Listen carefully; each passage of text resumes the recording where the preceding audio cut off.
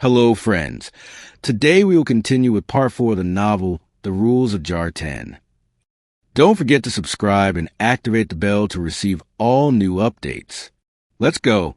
That was the day I sat in my seat in the classroom and started to take out my books when I caught sight of that sentence written in pencil on the right side of the wooden desk in front of me. You have changed a lot since the days of the courtyard.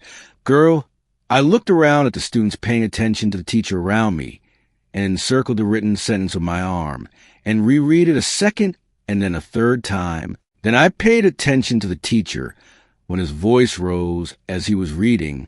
Then I went back to read the sentence again and again, and my face lit up with joy again, as if I suddenly forgot what I had decided days ago about ignoring thinking about him. And I found myself eagerly waiting for the hours to pass and the time to leave to arrive, and what I expected happened. The boy finally appeared among his classmates outside. As soon as I crossed the gate, he appeared to me from among them. I don't know if he realized that my eyes were looking for him too, or not. Our eyes met, and he smiled as he twirled a long pencil between his fingers. So I smiled and shook my head shyly, and continued my way towards my father, who was waiting for me. The next day I found the sentence that was written the previous day had been erased, and instead was written, "What is your name?" I laughed and pursed my lips thinking. Then I took out the eraser and erased his question and wrote in its place with my pencil. Gufrin, then I noticed on the left side of the desk surface. My name is Nadim, if you're going to ask me my name. This is how I finally knew his name.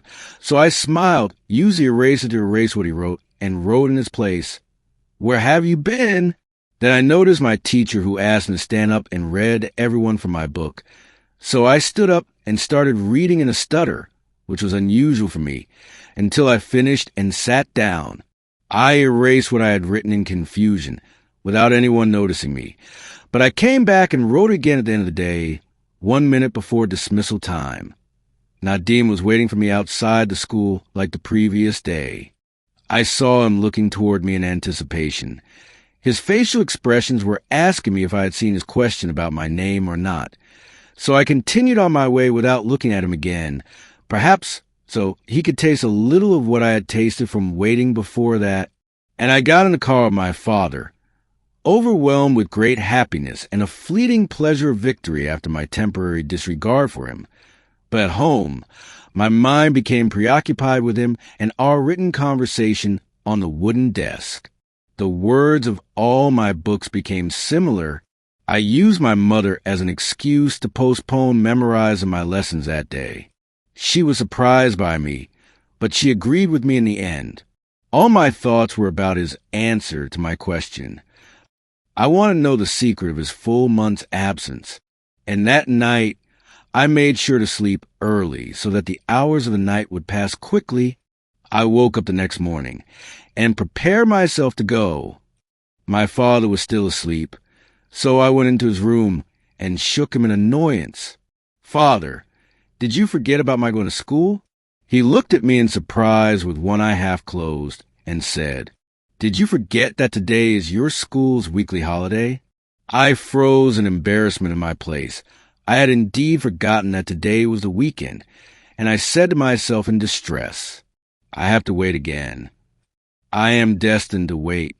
I returned to my room, changed my clothes, and slipped under my bed, frustrated.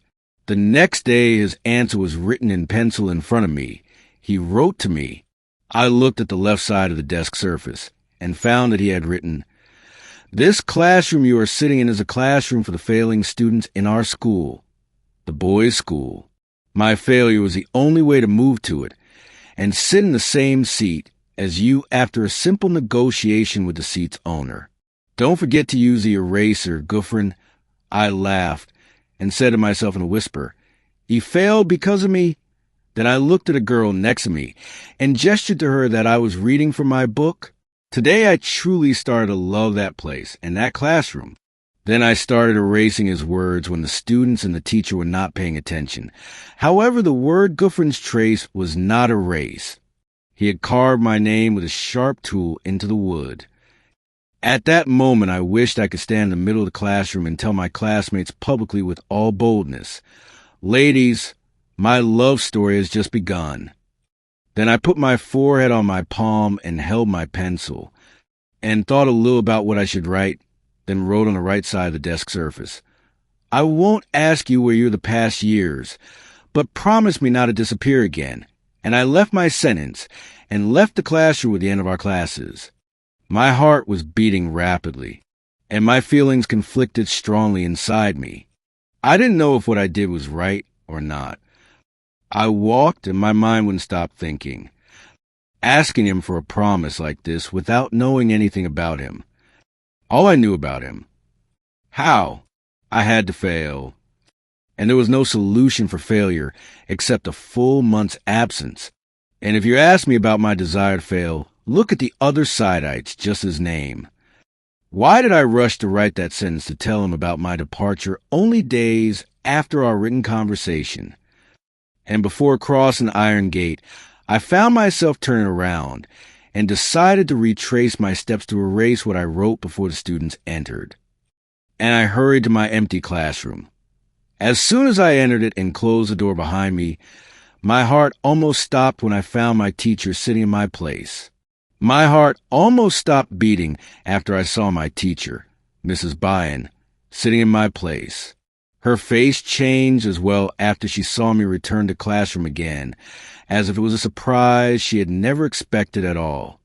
So I froze in my place, waiting for any reaction from her. So she initiated in surprise. "Is something wrong, Gufrin?" So I said with clear confusion, "No." Then she added a lie and a stammer. "I lost my coin purse. I think it fell under my seat," and I approached her cautiously when she got up to check under the seat and the wooden desk drawer. Then she said, "Nothing here." So I nodded affirmatively, feigned sadness, and said, "Okay, I will look for it somewhere else," while I was monitoring her facial expressions out of the corner of my eye. My mind was busy creating justifications in case she asked about my writings on the desk, but she said nothing. Rather, I noticed a sparkle in her eyes suggesting tears were about to fall, and I noticed a distraction and lack of concern for me at all. So I said, "Madam, is something wrong?" She smiled a sad smile and said, "Everything is fine, dear. I just had a sudden pain in my chest after your class ended, so I sat down until it passed."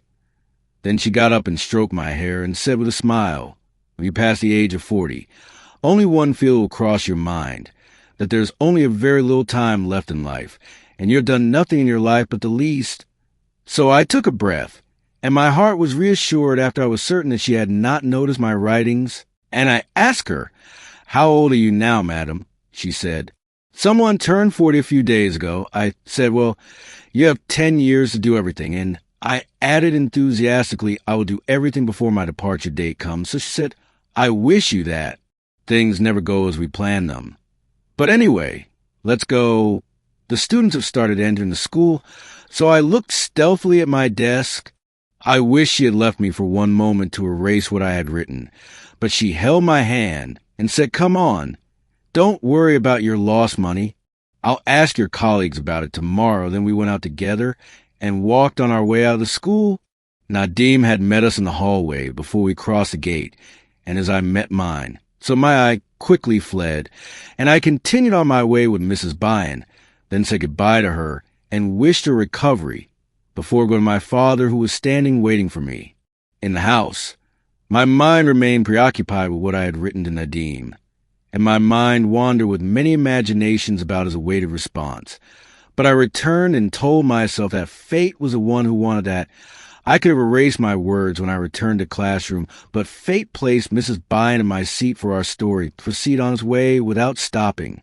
Then her talk about her life that will end after 10 years crossed my mind.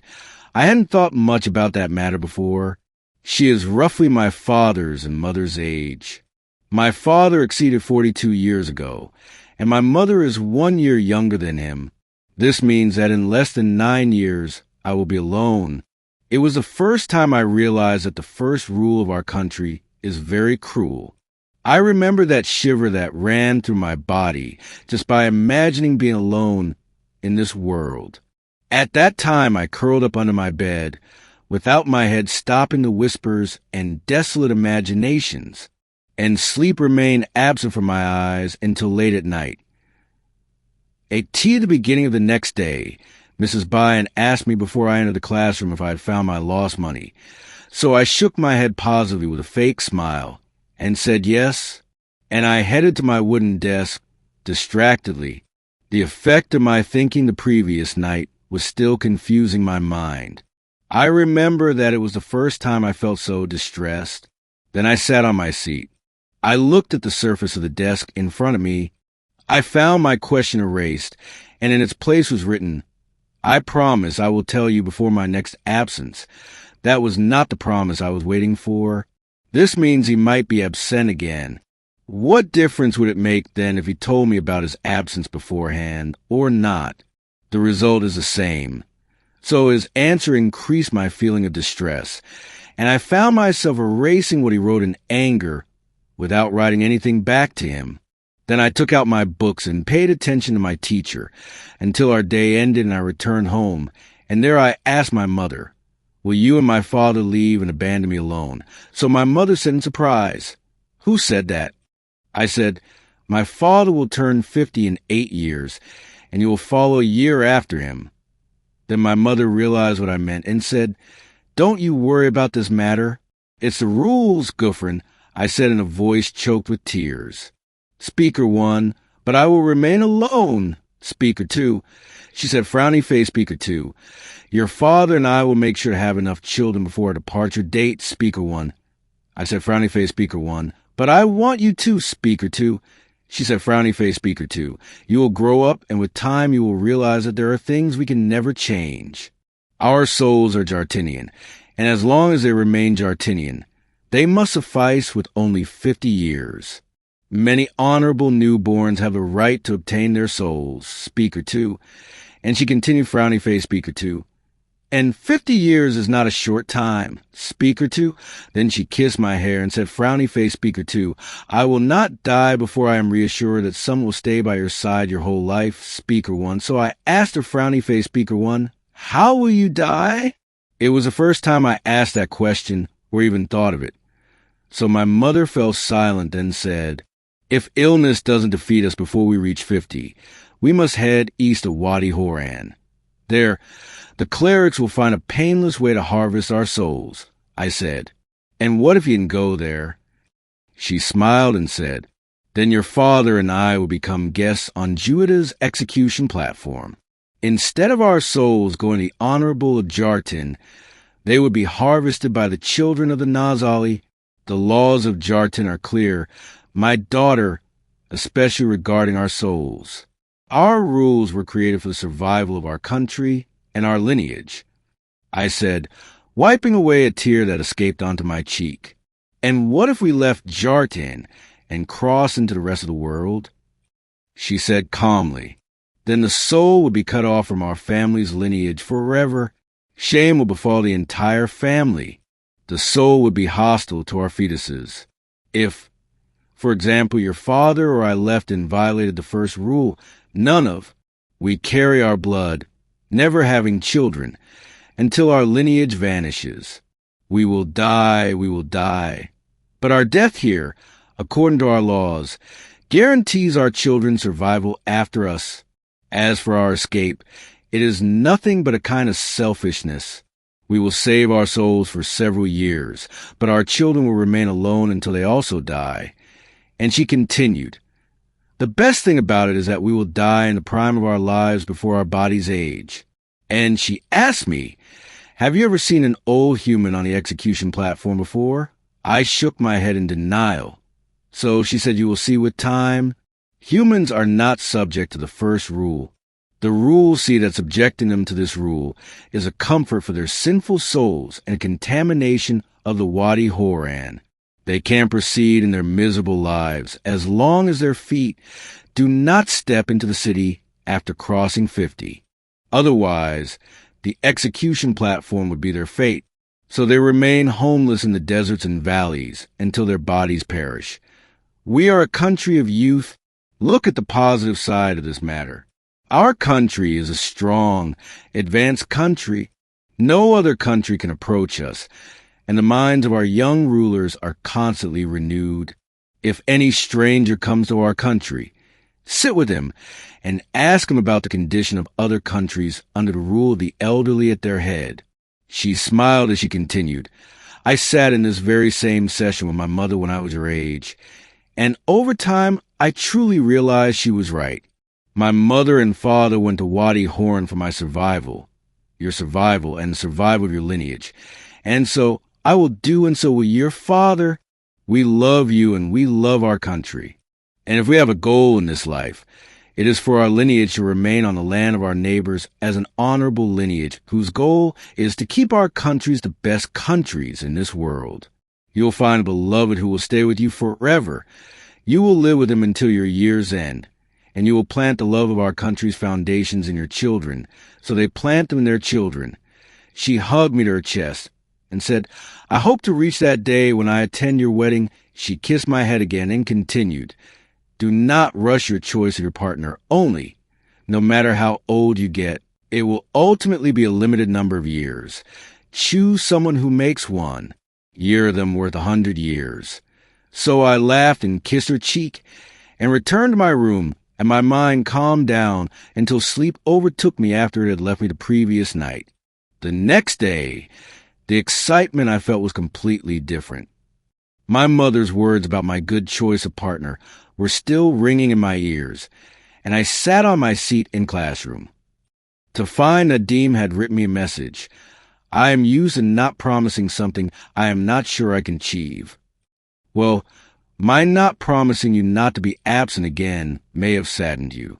But if I am forced to be absent again, I will make sure the period of my absence is not long. Other than that, I will stay with you forever. I smiled and erased what he wrote, and wrote without thinking, forever? He answered me the next day, yes. I will stay with you forever until the end of my life years. Thus, our story took a new path, a path titled Forever, and we started writing about everything. What we love, what we hate, what our families love, what they hate, the days of forgiveness, and what happens in my old school, my father's car in his library, my old friends, everything. I told him I am from Juwaida, and he told me he is from the South. I told him I don't have friends in my new school yet. So he told me he is exactly like me in that. He became my only friend, and the school became my real outlet to reveal everything. What I was really surprised by was that despite my complete mental preoccupation with Nadim, my academic achievement became much better than it was before him, and I received the praise of all the teachers despite the few hours of my homework every evening, until I thought that fate had brought that boy back into my life at that time to push me forward towards achieving my dream of joining the higher school of magistracy in Chartres. For about 4 months, not a school day passed without us writing to each other. They are bullets writing. One of us reads what the other has written, immediately gets up to write what he wants to tell his partner. I started hating school holidays and waited for the hours to pass impatiently. Even when I caught a fever due to a throat infection, my mother insisted on keeping me home from school, but I was more insistent on going, and I did that and went to school while my body was suffering from the heat. So I wouldn't miss a single day of our conversation that I loved. .4 months, each day of which carried new information from the other. Successive days in which we did not talk face to face once, or my father heard the other's voice. I wish inside myself that I had stopped him once when our eyes met outside the school and talked in front of all our classmates, or that I had met him one day in the Jaratin Square, that he doesn't like to visit, but we continued our written conversation.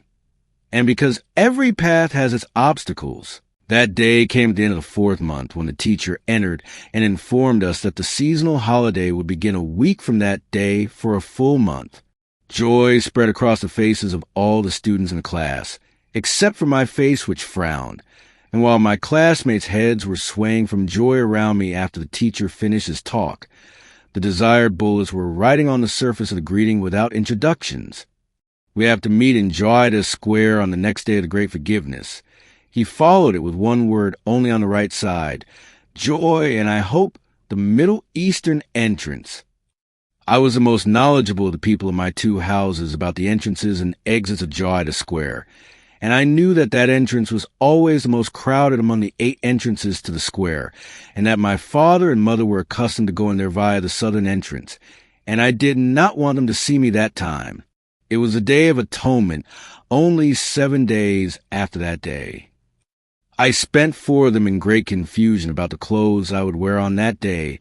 All that came to my mind was to look beautiful on that day, until I ended up with my short sky blue dress with short sleeves and a tight waist that covered my knees a little, and black leather shoes that my mother had given me a year ago and were still in good condition. Then I told my father while we were having dinner the night of the Day of Atonement that I would not accompany them on that day.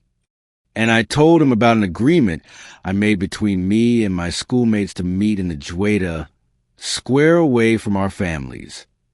So he suggested that the 3 of us go together, and then I would part ways with him there.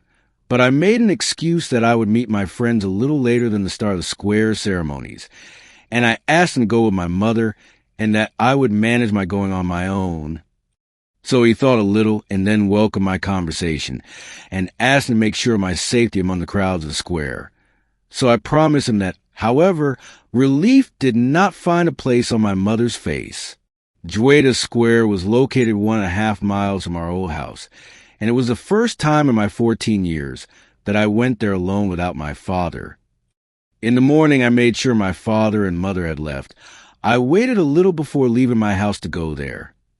There were always wooden carriages pulled by horses transporting residents of 2 neighbors to the square for a small amount of money.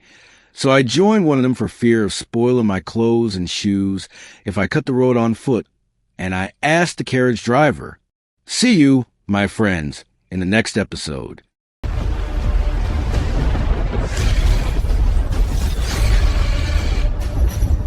The darkest hour.